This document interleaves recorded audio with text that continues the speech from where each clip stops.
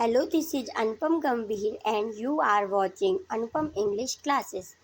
आज के इस वीडियो लेक्चर में हम class 11th English Hornbill book से chapter number 3 discovering the saga continuous के क्वेश्चन आंसर पढ़ेंगे। तो चलिए स्टार्ट करते हैं। First question, give reason for the following. ये जितने भी क्वेश्चंस हैं, ये 5 क्वेश्चंस हैं, इनके आपको रीज़न देने हैं। फर्स्ट क्वेश्चन में किस चीज़ का रीज़न देना है?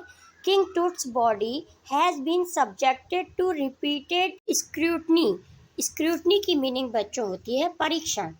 तो किंग टिट की बॉडी का बार बार रिपीटेड मतलब बार बार परीक्षण क्यों किया गया, इसके आपको रीज़न बताने हैं।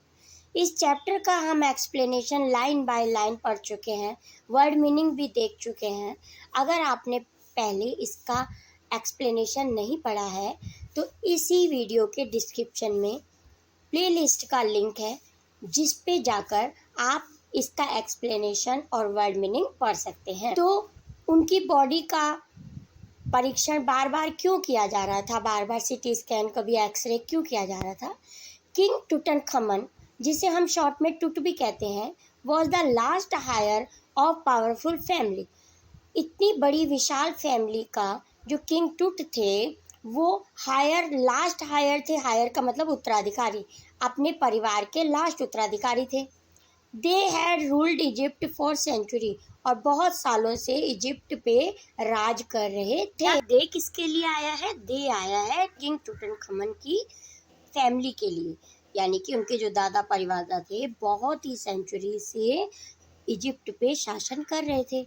Many mysteries were associated with king Toots life and death, और बहुत से रहस्य थे जो किंग टूट की जीवन और मृत्यु से संबंधित थे। Hence king Tut's body has been subjected to repeated scrutiny, इसीलिए उनकी बॉडी का बार बार परीक्षण किया जा रहा था। ये पता लगाया जा रहा था कि इतनी कम उम्र में वो राजा बने और फिर इतनी जल्दी उनकी मृत्यु हो गई, उन्हें किसी ने मारा या फिर आकस्मिक मृत्यु हुई है। तो इसी का पता लगाने के लिए उनका बार बार टेस्ट यानी कि परीक्षण किया जा रहा। Now we come on question number 2, जिसमें भी हमें रीज़न देने हैं। Howard Carter's investigation was resented. Howard Carter थे जिन्होंने किंग टूट की बॉडी का पहले परीक्षण किया था, बाद में जाही हवस ने किया था। तो पहले हावर्ड कार्टर ने किया था, उनकी जांच, इन्वेस्टिगेशन मतलब उनकी जांच की थी। तो उससे लोगों ने नाराज़गी क्यों दिखाई? रिसेंटेटेड का मतलब है उनके लोग अगेंस्ट क्यों थे उनकी जांच से, तो इसके आपको रीज़न देने हैं। Howard Carter investigation was resented because he had to cut off Tut's body from the tomb with chisel. Tomb किसे कहते हैं? मकबरा। चिजल किसे कहते हैं? छेनी से। तो हावर्ड कार्टर तो थे जब उनको किंग टूट को दफनाया गया था, उनका ममीफिकेशन किया गया था, मतलब उनकी बॉडी का ममी बना के, यानी कि उनके शव को बहुत ही मसाले और बैंडेज वगैरह लगा के प्रिजर्व किया गया था। क्योंकि अगर हम शव को वैसे एक दिन के लिए भी छोड़ देते हैं तो उसमें से स्मेल आने लगती है। यहाँ तो किंग की बॉडी को पड़े हुए कई साल हो गए थे और उसके बाद उनका इन्वेस्टिगेशन किया जा रहा था।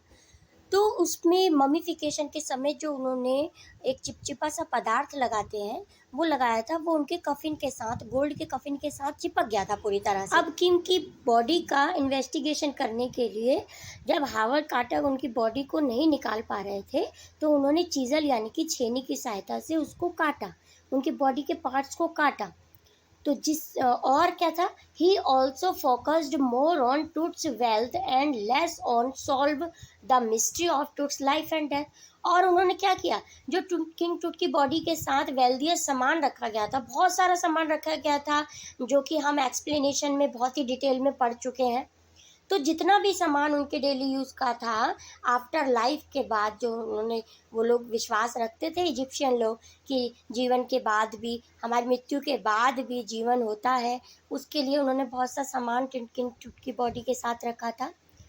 तो उसका कह रहे हैं कि हावर्ड कार्टर ने क्या किया कि उस सामान को फोकस किया, जबकि किंग टूट की लाइफ और डेथ को फोकस नहीं किया।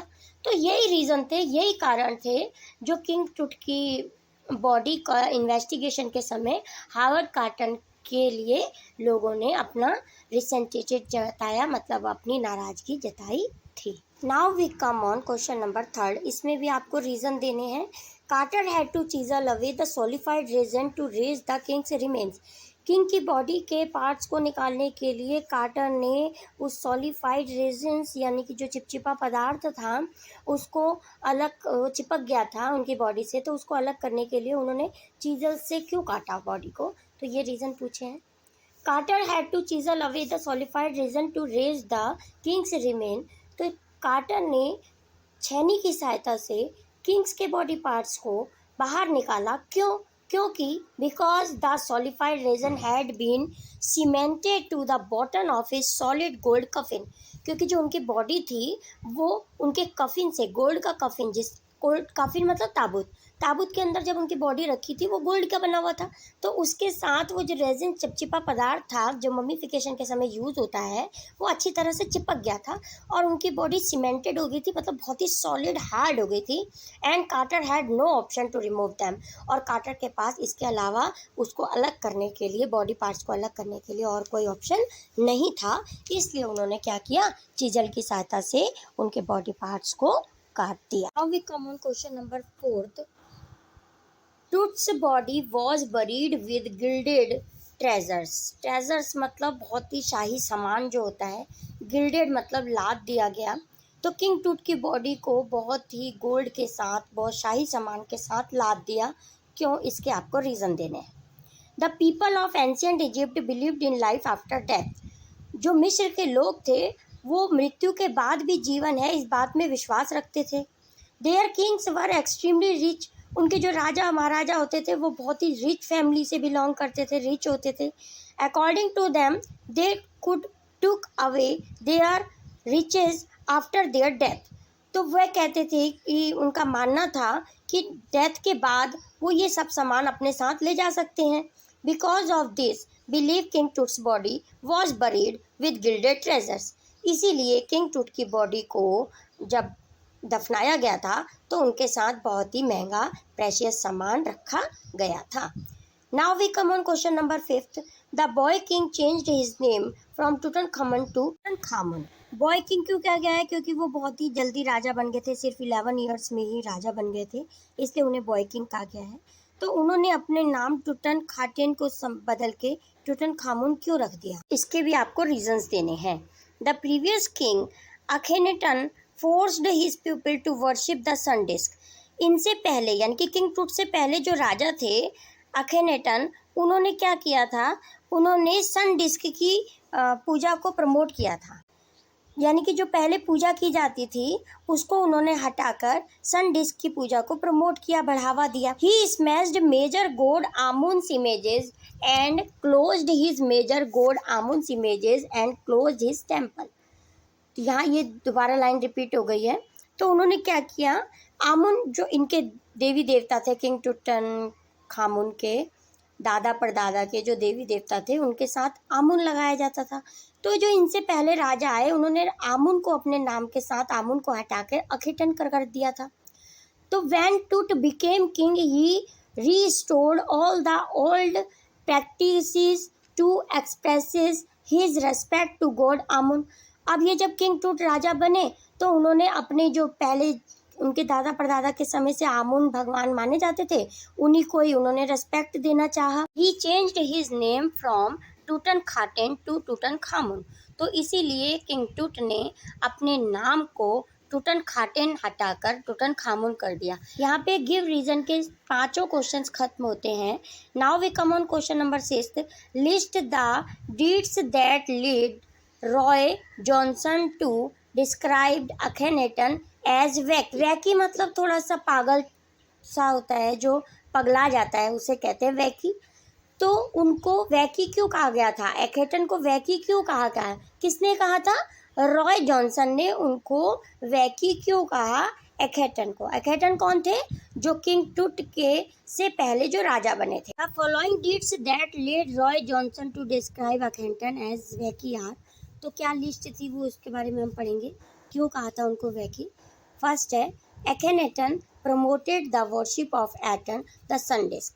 जो अखेनेटन थे उन्होंने सन डिस्क की पूजा को बढ़ावा किया, प्रमोटेड मतलब बढ़ावा दिया था। मतलब जो पहले आमुन की पूजा चलती थी उसको हटा के उन्होंने एटेन की पूजा, सन डिस्क की पूजा को बढ़ावा दिया। सेकंड था, he moved religious capital from the old city of Thebes to the new city of Amarna. अब उन्होंने जो उनकी पहले की जो कैपिटल यानी कि राजधानी चल रही थी थेबिसिस को हटा के उन्होंने अमरना कर दिया। Third, he smashed the images of Amun a major god close this temple. Third, उन्होंने क्या किया, जो उनके मेजर गॉड थे, आमुन थे, उनकी मूर्तियों को, उनके टेम्पल्स को उन्होंने तुड़वा दिया। स्मैश्ड मतलब उनको तुड़वा दिया, उनके टेम्पल बंद करवा दिए, मूर्तियों को तुड़वा। नेक्स्ट उन्होंने क्या किया, ही चेंज्ड हिज नेम टू एखेनेटन। अब उन्होंने अपने नाम को भी चेंज किया करके क्या कर लिया था उन्होंने, एखेनेटन, यानी कि आमुन को हटा के एखेनेटन कर दिया था। तो ये सब रीजंस थे जिसकी वजह से उन्हें वैकी कहा गया था। Now we come on question number 7, what were the result of the city scan. जो सिटी स्कैन किया गया था किंग टूट की बॉडी का, उसका क्या रिजल्ट रहा, क्या परिणाम आया, ये आपको बताना है। The city scan scanned the mummy of king Tut from head to toe. CT scan किया गया किंग टूट की बॉडी का हेड से टो तक, मतलब सिर से पैर तक उनकी बॉडी की मम्मी जो थी उसका सिटी स्कैन किया गया। 1700 digital x-ray images in cross section were created. और उनके कितने एक्सरे किए गए सिटी स्कैन के थ्रू, 1700 डिजिटल एक्सरेज किए गए।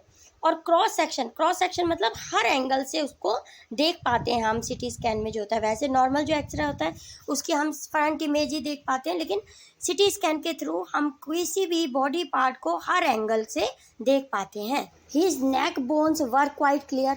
और जो उनकी नेक की बोन्स थी वो भी साफ साफ दिखाई दे रही थी इमेजेस में। The images of head ribs cage and the skull equally bright.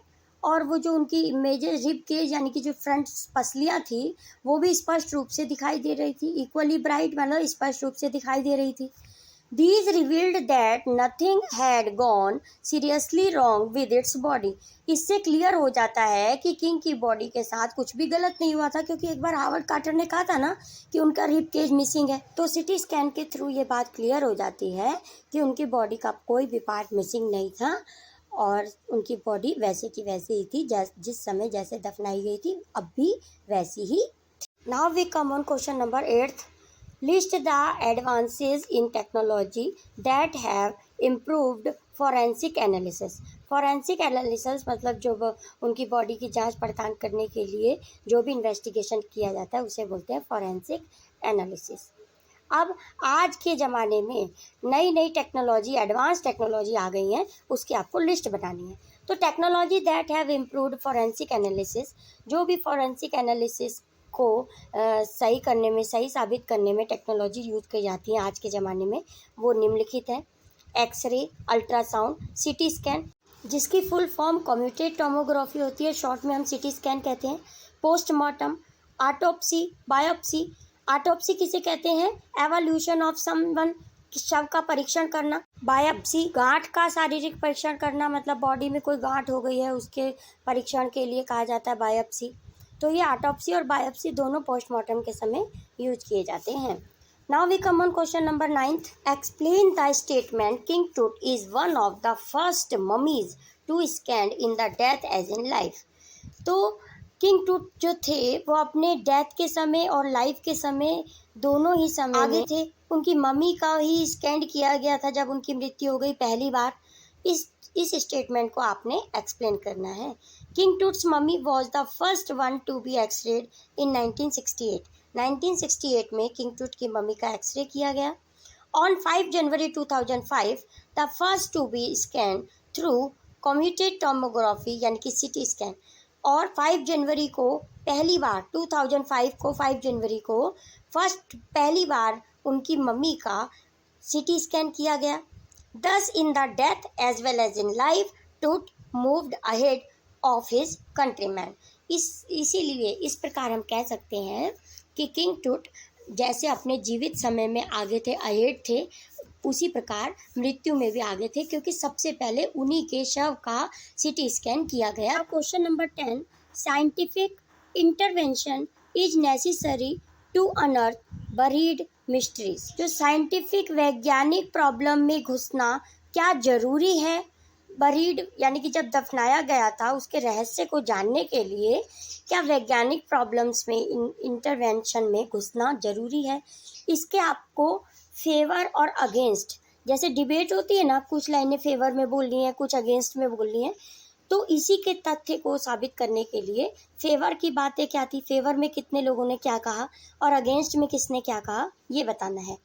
तो पहले है फॉर यानी कि फेवर में क्या कहा गया, to understand the mystery and history of the past. तो पास्ट की हिस्ट्री और रहस्य को जानने के लिए साइंटिफिक इंटरवेंशन करना जरूरी है।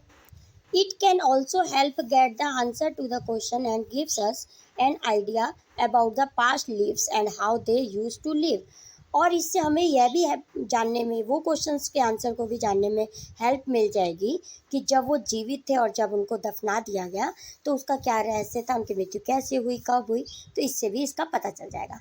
अब अगेंस्ट में क्या कहा गया, there is no doubt that scientific intervention can be useful but it exploit with the valuable assets of the buried.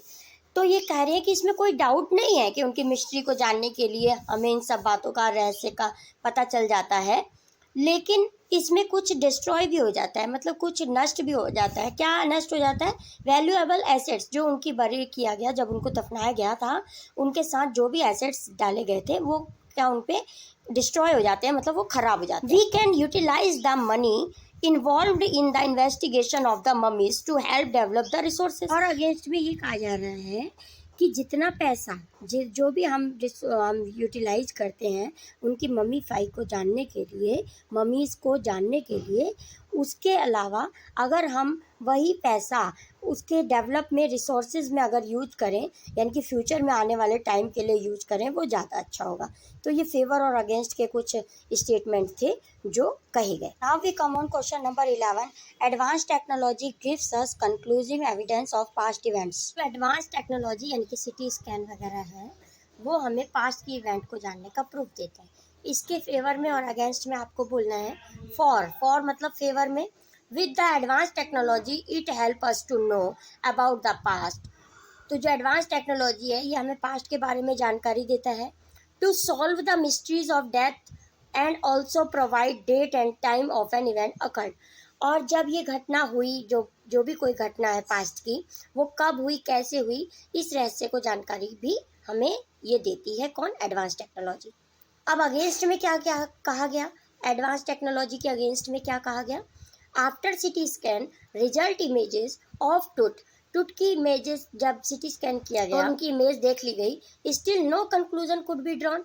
तो तब भी कोई कंक्लूजन सामने तो नहीं आया ना, मतलब ये तो नहीं पता चला ना कि उनकी मृत्यु कब हुई थी और कैसे हुई। Instead of focusing and using the time and money on the past event. कह रहे हैं कि पास्ट की जो घटनाओं के ऊपर इतना ध्यान देने से और टाइम और मनी खराब करने की अपेक्षा the government should focus on the present and future. तो जो हमारी गवर्नमेंट है उसको प्रेजेंट की चीज़ों पर और फ्यूचर में आने वाली तथ्यों पर ज़्यादा ध्यान देना चाहिए। यहीं पे स्टूडेंट्स हमारे सभी क्वेश्चन आंसर कंप्लीट होते हैं। I hope you will enjoy this video and you will gain good score in your examination. Thank you so much for watching. मिलते हैं नेक्स्ट वीडियो में। बाय।